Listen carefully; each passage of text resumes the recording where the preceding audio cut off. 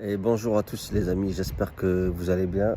Une vidéo en extérieur aujourd'hui, sous le soleil nîmois, le soleil gardois, accompagné de mon café, bien évidemment. Alors on a eu un gros week-end, il s'est passé énormément de choses. On va essayer de débriefer tout cela.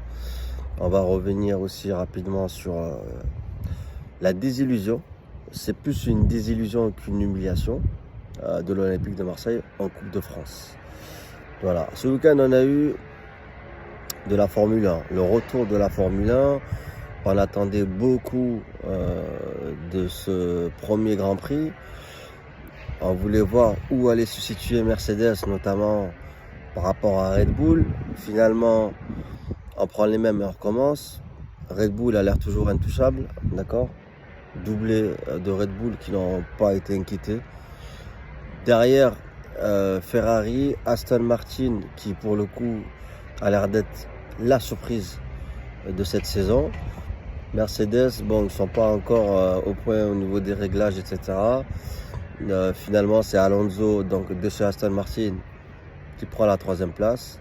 La première Mercedes, Lewis Hamilton, finit 5e. Donc ça, c'était le Grand Prix de Bahreïn. Il y a eu de l'UFC. Au niveau UFC, sans aucune surprise, malheureusement.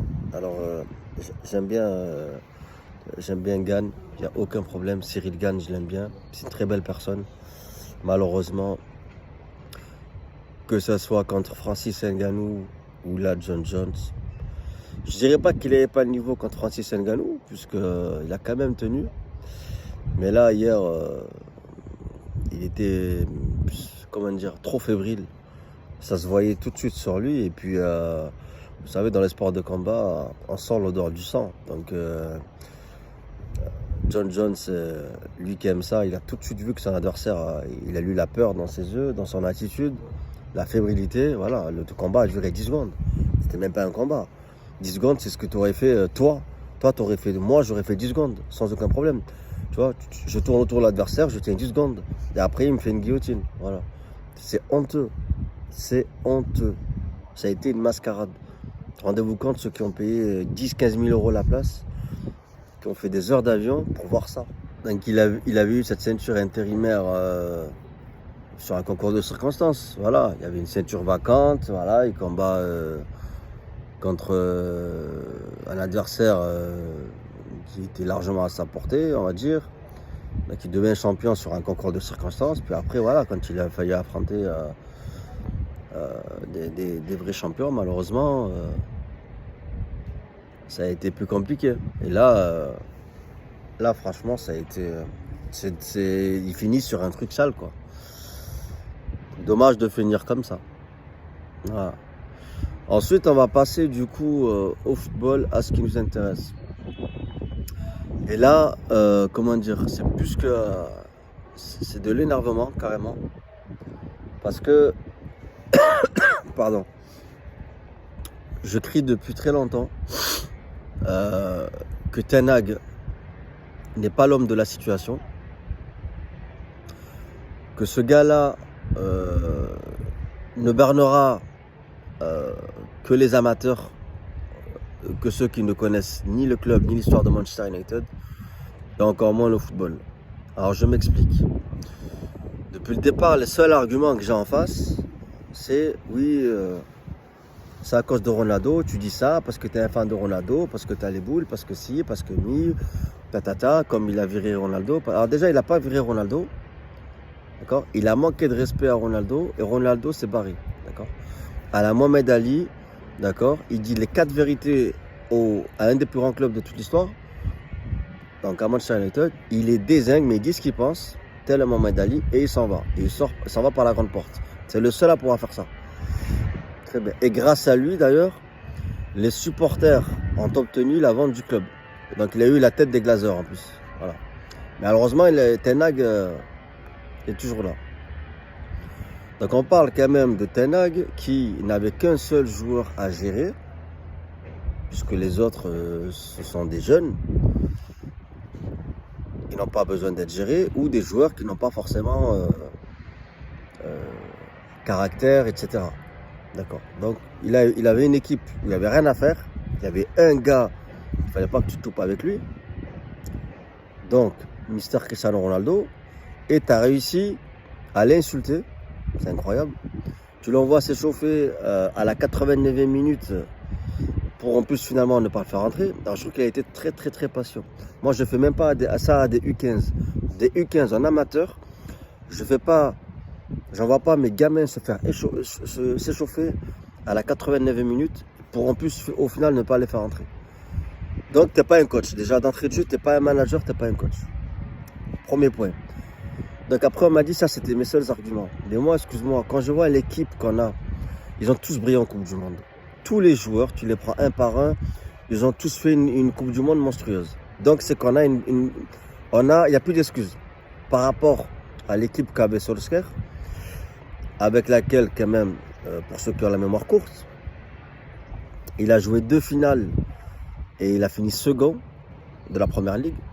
Donc jusqu'à présent, il a fait mieux que Ten Hag, puisque maintenant c'est quasiment officiel, on finira pas mieux que 3e. D'accord? Donc, sauf que Solskjaer n'avait pas Casemiro, n'avait pas Martinez, n'avait pas Anthony, et je cite que ces 3-là. D'accord? Solskjaer, il s'est tapé Maguire, à la place de Martinez, rien à voir, le jour et la nuit. Il s'est tapé Pogba à la place de Casemiro, rien à voir, le jour et la nuit. Et il s'est tapé Martial à la place de Lisandro. Malgré ça, il a remonté le club, il a redonné des couleurs à Manchester et il a fini second. Et il a bâti une équipe. Derrière, celui qui profite de ça, c'est donc Ten Hag. Et en plus de ça, on lui a renforcé cette équipe-là. Et qu'est-ce qu'il en fait de cette équipe? Donc, il commence d'abord par se débrouiller pour faire fuir Cristiano Ronaldo. Bien joué. De là, il enchaîne des performances médiocres. On se rappelle du 6-3 contre City, etc. Où tu perdais d'ailleurs 6-1, je crois. D'accord?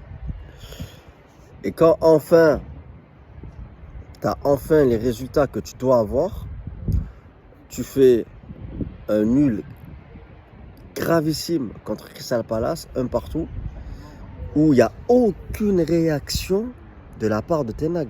C'est-à-dire que tu gagnes 1-0, tu vois que tu souffres, tu es en train de subir.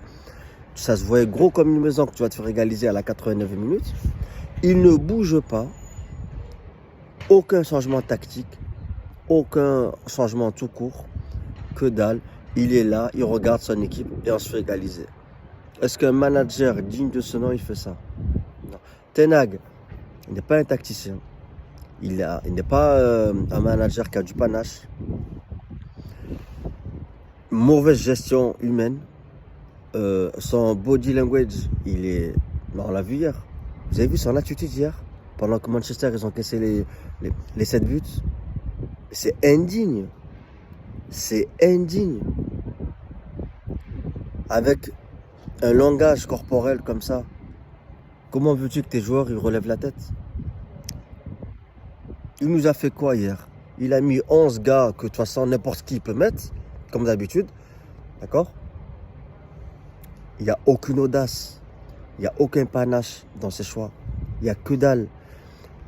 Tactiquement, il n'y a aucune surprise. Il a une seule stratégie tactique, c'est tout. Celle qu'il met tout le temps. C'est même pas une stratégie, c'est l'évidence. C'est-à-dire que le 11 évident, il le met. Point barre.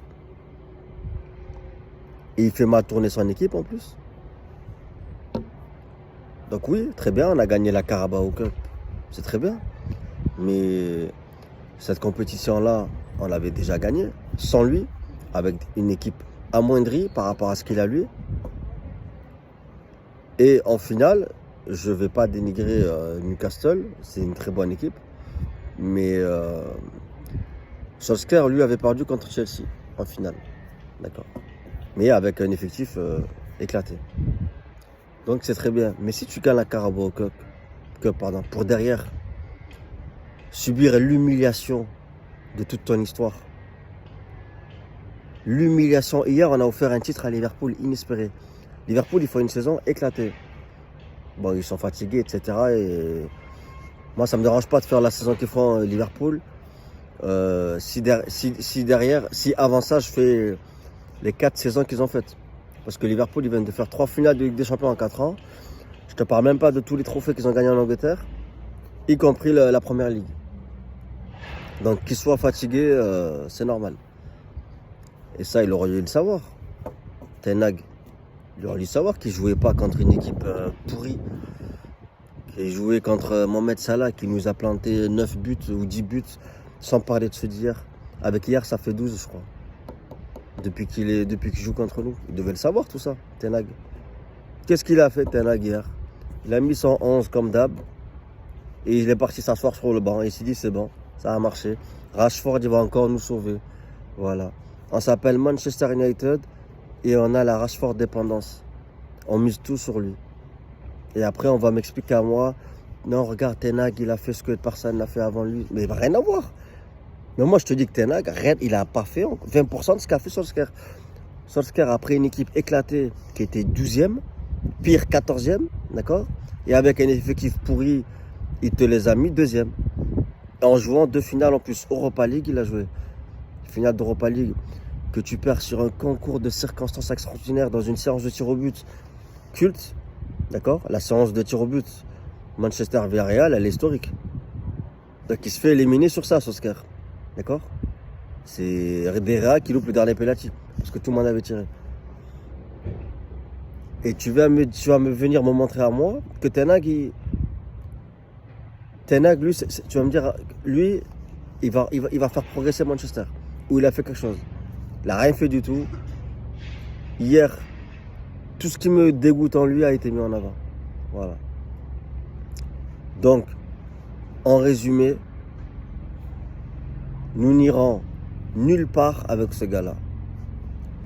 Option A, le club est revendu dans les mois qui suivent, comme prévu au Qatar ou je sais pas qui.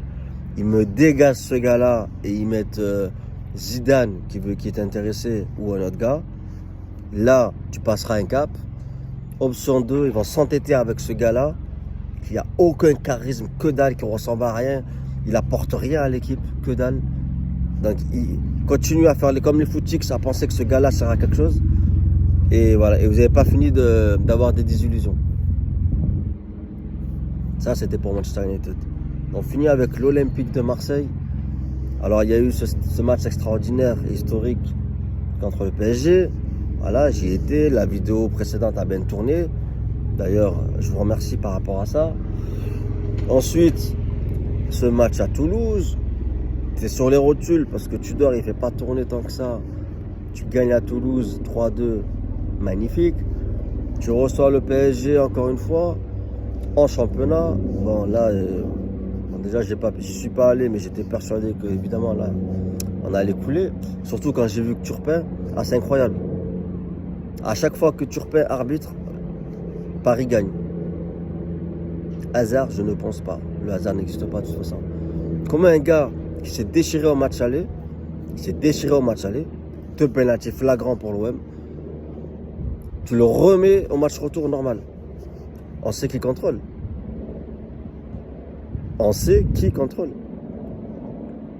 C'est inadmissible qu'un gars qui se déchire gravement au match aller, tu le désignes normal au match retour. Tiens, on va te remercier, on va te remettre le match retour. Voilà.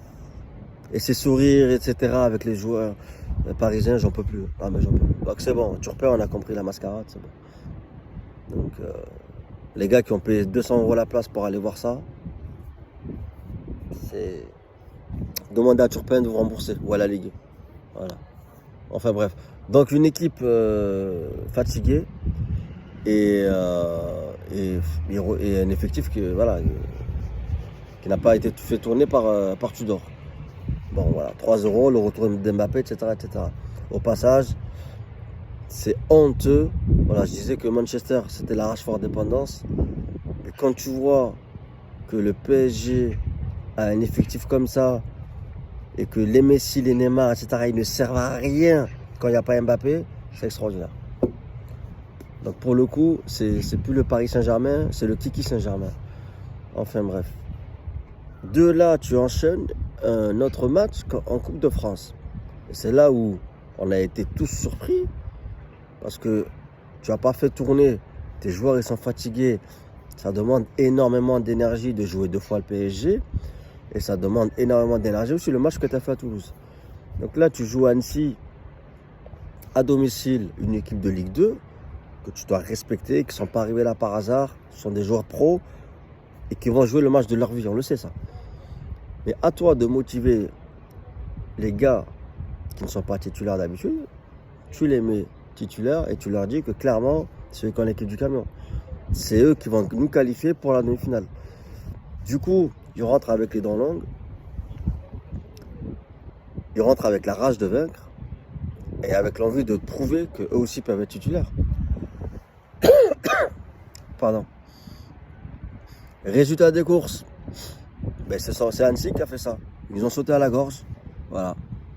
Au lieu que ce soit tes joueurs qui leur sautent à la gorge, tes joueurs que tu as surmotivés, etc.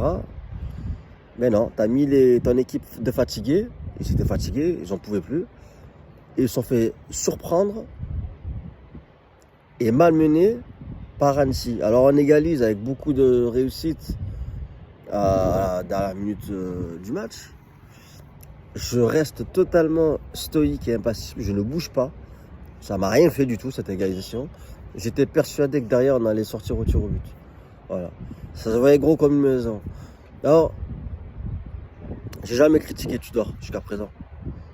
Je trouve qu'avec ce qu'il a, il tire pratiquement le maximum. Sauf que à chaque fois qu'il devait faire tourner obligatoirement, ça arrivait 2-3 fois. Je te parle de obligatoirement. Comme là. Il l'a pas fait et on s'est déchiré. Il n'a pas assez confiance aux autres. Alors je peux le comprendre. Il y a des joueurs qui sont éclatés. Tu vois, quand tu fais rentrer un Payet par exemple, voilà, le gars, il est hors jeu, c'est terminé.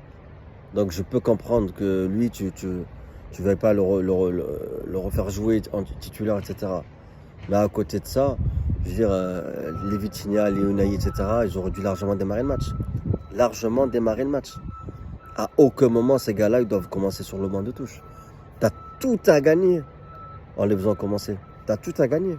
C'est trop tard de les faire rentrer après. Déjà, si tu les mets mal à l'aise, tu les mets pas dans des bonnes dispositions, et c'est trop tard. Tu veux te rattraper en les mettant, mais non, c'est trop tard.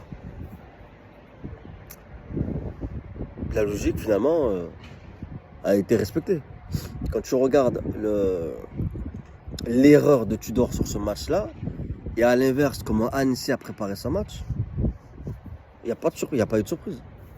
Voilà, 2-2, tir au but, avec un grand gardien chez Annecy. Bon, Lopez a fait du bon taf aussi, mais bon.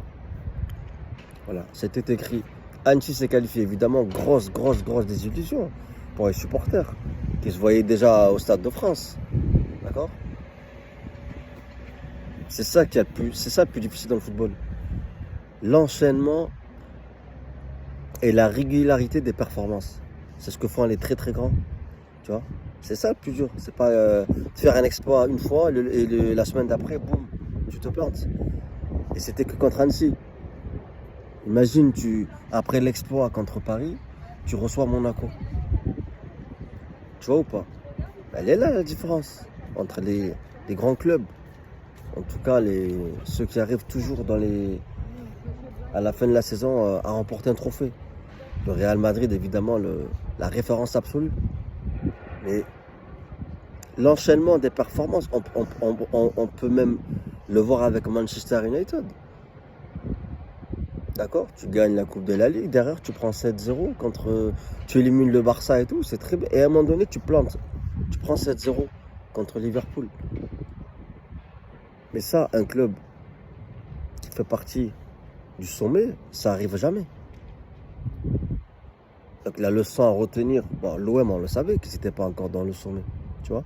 Mais c'est que la prochaine fois, comme tu sais que tu n'as pas les moyens, tu n'es pas un club qui est au sommet, quand tu feras un exploit, ne t'enflamme pas. Voilà, ne t'enflamme pas. Quel que soit l'adversaire derrière, ne t'enflamme pas. Tu dis, voilà, les gars, on n'a rien fait encore. Et on est capable de perdre contre n'importe qui. Terminé, basta. Voilà, l'enchaînement des performances, c'est ce qu'il y a de plus dur dans le football. La régularité, tout simplement. Voilà. Et on va finir donc avec le match d'hier à Rennes. Donc évidemment, cette victoire n'efface pas la désillusion de la Coupe de France, loin de là. En revanche, ils ont montré que en Ligue 1, ils faisaient une bonne saison, ça on le savait. Record de points battu, record de points historique battu. Donc, que Tudor en Ligue 1 arrivait à s'en sortir avec ses idées, etc. Mais un grand club ne joue pas que sur un tableau. Un grand club ne peut pas jouer que sur un tableau. Ou alors ça ne sert à rien de se qualifier pour avec des champions. Ça ne sert à rien de se qualifier pour avec des champions. Ne jouant aucun trophée, jouant que le championnat, finissant deuxième. Voilà. Alors deuxième, quand tu sais que le PSG a acheté la Ligue 1 et que de toute façon cette place elle leur a attribué d'office, c'est un trophée. Ça peut être un trophée. Et malheureusement, officiellement, c'est pas un trophée. Voilà. Donc il va falloir se poser les bonnes questions et il faut que Tudor s'améliore au niveau du management. Voilà, au niveau de la manière dont il va faire tourner. S'il veut garder ses idées, il les garde. Le pressing haut, etc. Il peut les garder. Mais Manga, fais tourner ton équipe. Sur ce, les amis, on se retrouve prochainement pour une nouvelle vidéo. Peace.